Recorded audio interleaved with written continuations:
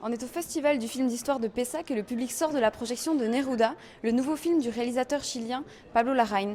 Ce film, c'est avant tout l'histoire d'une traque, la traque du poète chilien Pablo Neruda. On est en 1948 et le poète est également sénateur. Il critique ouvertement le gouvernement alors que le Chili s'enfonce dans les années noires, la répression du communisme et de toute forme de contestation. En filigrane, c'est l'histoire de la censure que l'on découvre au fil de cette chasse à l'homme. Han pasado solo 3 años desde el fin de la Segunda Guerra Mundial. Está a punto de empezar una persecución fabulosa. Con ustedes, el poeta Pablo Neruda.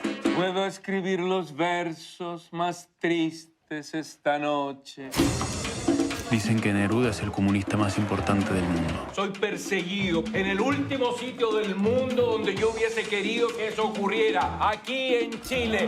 Donc c'était un film qui était ingénieux selon moi au niveau des transitions, etc. Je pense notamment à la scène du flash. On a un flash et on change complètement de moment. On a une période, un laps de temps d'environ quelques semaines, enfin le temps que sa barbe pousse. C'était assez ingénieux, c'était bien tenu. La voix off était intéressante aussi puisque c'est pas Neruda qui raconte l'histoire, c'est le policier. Et du coup, c'était le lien entre les deux personnages que moi j'ai trouvé le plus intéressant. Ce qui est surtout agréable, c'est le fait qu'on rencontre bien sa poésie à Neruda. C'est un très beau film.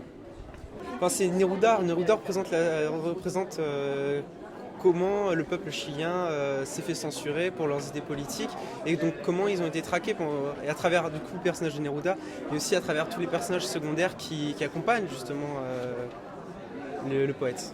Dans le film, le problème c'est qu'avec l'esthétisme du film, l'histoire, le personnage de Neruda, on a l'impression que c'est un peu fantasmé. Moi je sais pas si ces représentations seraient fidèles du personnage, mais en tout cas c'est un personnage qui m'est très sympathique du coup, parce qu'il est vraiment drôle. C'est un artiste.